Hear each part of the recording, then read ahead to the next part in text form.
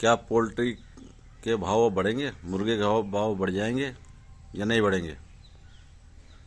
ये सवाल हर फार्मर के दिमाग में और मन में चल रहा है इस टाइम। और जहाँ तक मेरी जानकारी है और मेरी नॉलेज है कि अभी कम से कम 3 महीने तो भाव बढ़ने वाले नहीं हैं। नीचे भले चले जाएं, ऊपर जाने वाले नहीं है भाव। वजह क्या है? वजह यह है कि चूज़ा लोगों ने 10 रुपये का, 9 रुपये का, 8 रुपये का, 5 रुपये का चूज़ा जब हुआ तो भर भर के डाल दिया है अपने फार्म में सबने। सारे फार्म फुल हो चुके हैं। सावन के बाद सारे फार्म तैयार होके आएंगे। यानी कि जिन्होंने ये सोच कर डाला है बच्चा के रक्षाबंधन पे भाव अच्छा मिलेगा, तो रक्षाबंधन भी आपके पिट जाएगा। रक्षाबंधन पे भी कोई भाव आने वाला नहीं है। और जैसे ही रास्ते खुल जाएंगे सावन के, तो मंडी और नीचे आ जाएगी, 50 तक ना आ जाए कहीं। क्योंकि ये एक मैनिपुलेशन चल रहा है। प्राइवेट फार्म को ख़त्म करने का पूरा पूरा प्लान है कंपनियों का। उसके बाद में फिर कॉन्ट्रैक्ट फार्मिंग चलेगी, क्योंकि एक बार, 2 बार, 3 बार जब फार्मर को नुकसान होता रहेगा, आप ये सोच रहे होंगे कि भाई हमारा तो 10 रुपये का चूजा है, 8 रुपये का या 5 रुपये का चूजा है, तो बहुत कम रेट में हमारा माल तैयार होगा। अगर कम में बिक गया तो क्या फ़र्क पड़ता है? आपका अगर चूजा फ्री का भी है, आपका चूजा अगर फ्री का भी है, तो भी आपको 65 रुपये किलो से कम माल बनके तैयार नहीं होता है। आप कैसे भी हिसाब लगा लीजिए। अगर आपका, मैं मानता हूँ चूजा आपने 1 रुपया नहीं दिया चूजे का, फ्री में आपका चूजा आ गया, तो आपका 3 किलो दाना 120 रुपये का खाएगा ही खाएगा। यानी कि आपके यहाँ पे 60 रुपये किलो हो गया आपका तैयार। उसके ऊपर भूसी का खर्चा है, बरूदे का खर्चा है, दवाई का खर्चा है, गुड़ का खर्चा है, लेबर का खर्चा है, लाइट का खर्चा है, ये सब मिलाकर मोडल्टी है, ये सब मिलाकर के जो है आपको 5 रुपये कम से कम इसके ऊपर खर्चा जाएगा। तो आप अगर कितना भी कर लें, आपको 65 और 70 से कम में चूजा माल तैयार नहीं होगा आपका। अगर चूजा आपका फ्री में भी आ जाए तो भी आपका माल 65 और 70 से बीच में ही तैयार होगा, उससे नीचे तैयार नहीं होगा। और मंडी चल रही है 60, 55, इवन 50 तक भी आने की उम्मीद है। तो आप अगर फ्री में भी चूजा लेते हो तो भी आपको 15 रुपये किलो का नुकसान होगा। ये बिल्कुल सही बात है और सही गणित है। आज के टाइम में फार्मर की हालत बहुत बद से बदतर हो चुकी है। मुर्गे की लाइन से जो जुड़े हुए लोग हैं, जो मुर्गी की लाइन से जुड़े हुए कारोबार हैं, सारे के सारे फ़ायदे में हैं। सारे के सारे फ़ायदे में, एक भी आदमी नुकसान में नहीं है। दाना बनाने वाला फ़ायदे में है, चूजा पैदा करने वाला फ़ायदे में है, डीलर फ़ायदे में है, गाड़ी वाले फ़ायदे में है, कटान करने वाले सबसे ज़्यादा फ़ायदे में है।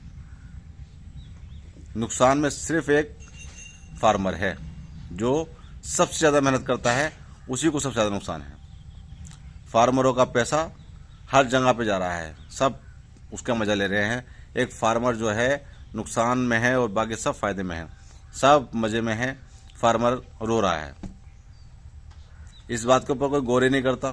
इस बात के ऊपर, अगर फार्मर मर जाएंगे, फार्मर ख़त्म हो जाएंगे, तो कौन पालेगा चूजा आपका?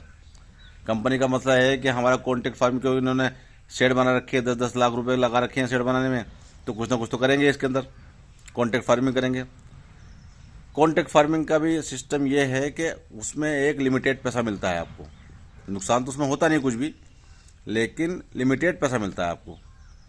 एक एग्जांपल है, अगर आप 5,000 का आपका फार्म है, तो 5,000 आपने कंपनी से माल मंगाया, 5,000 चूजा आपने मंगा लिए, तो 5,000 चूजों पर कंपनी आपको, अगर आपने बहुत अच्छा कर दिया, ठीक ठाक कर दिया, तो आपको 7 से 8 रुपये किलो देती है।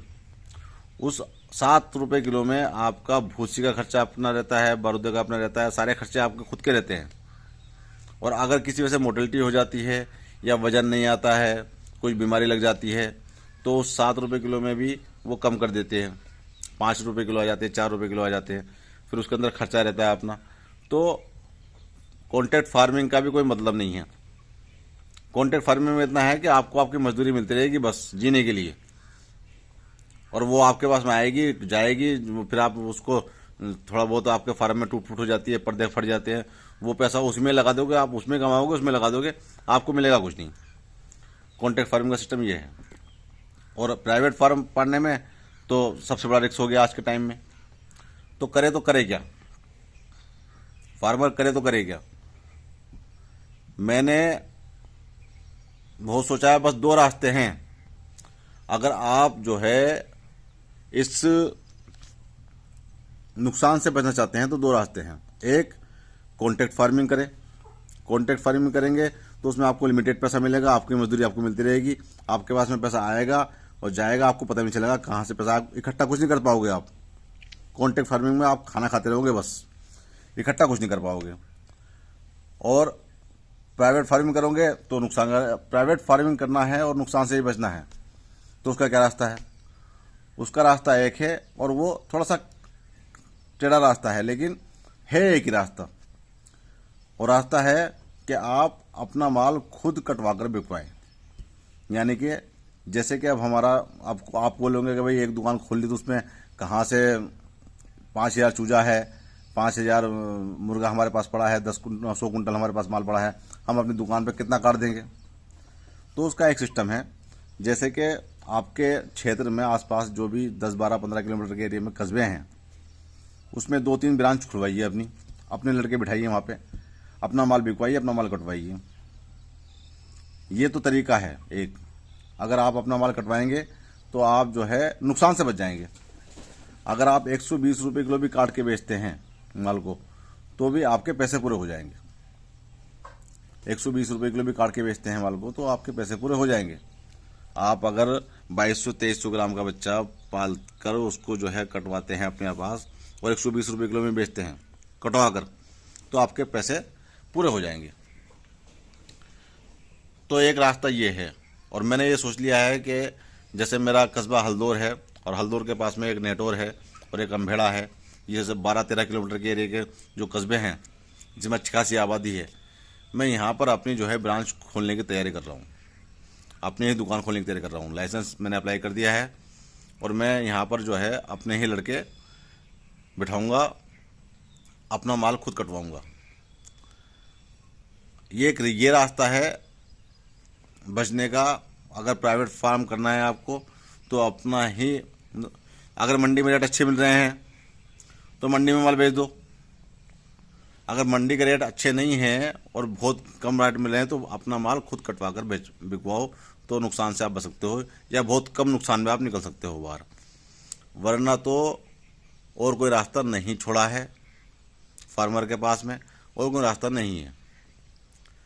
इसलिए जो है मेरी सभी फार्मर भाई से यही गुजारिश है कि अगर आप अपना प्राइवेट चूजा पालने की सोच रहे हो तो सबसे पहले आप कटाने का इंतजाम करो। आप बोलोगे कि यार हमारा काम तो काटने का नहीं है, आपको काटना नहीं है, आप काटने वाले लड़के ढूंढो।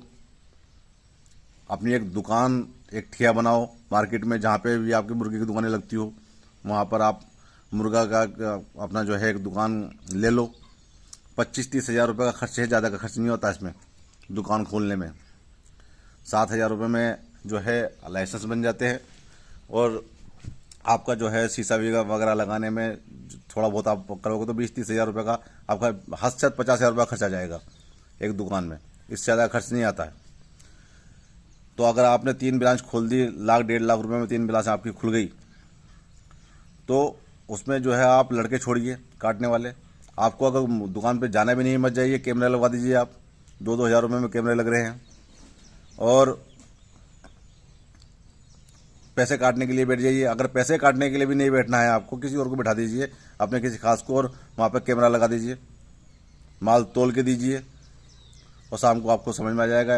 अब बोर्ड लगा के बेचिए आप माल, बोर्ड पे लिखिए 120 रुपये किलो मुर्गे का आज का रेट, 130 रुपये किलो, 140 रुपये किलो।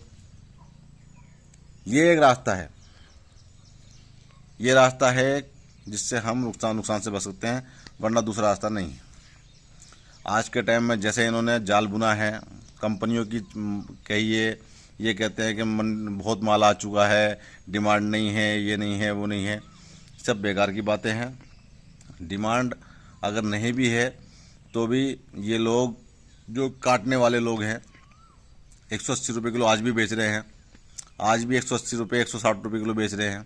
कहीं कहीं जगह पे बिक रहा है 140 120 रुपये किलो, जब बहुत ज़्यादा माल आ जाता है तो। वरना इन्होंने जो है अपनी मनमानी करी है अभी भी।